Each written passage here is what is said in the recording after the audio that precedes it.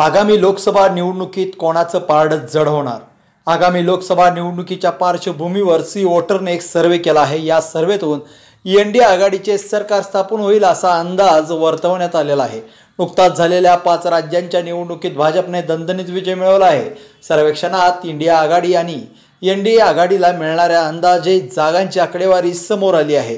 या सर्वेक्षणानुसार एनडीए आघाडीला 295 ते 335 जागा मिळू शकतात, तर इंडिया आघाडीला 165 ते 205 जागा मिळण्याची शक्यता आहे। याशिवाय इतरांना 35 ते 65 जागा मिळू शकतात। उत्तर भारतातील 180 जागांपैकी एनडीएला 150 ते 169 जागा मिळतील असा अंदाज आहे, तर इंडिया आघाडीला येथे केवळ 20 ते 30 जागा मिळू शकतील। याशिवाय इतरांना 0 ते 5 जागा मिळण्याची शक्यता आहे।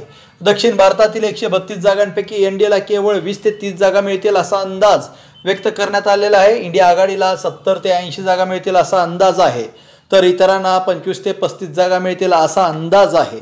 पूर्व भारतात 130 जागांपैकी एनडीएला 80 ते 90 जागा मिळतील असा अंदाज आहे। इंडिया आघाडीला 50 ते 60 जागा मिळण्याची शक्यता आहे। इतरांना येथे 10 ते 20 जागा मिळू शकतात।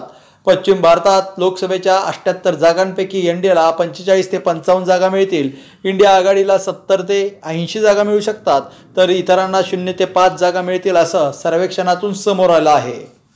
मी शर्वरी, सबस्क्राईब करा 30 जागा न्यूज, शेजारी दिलेलं बेल आयकॉन म्हणजे घंटी दाबा, जेणेकरून तुम्हाला आमच्या साऱ्या अपडेट्स येत राहतील।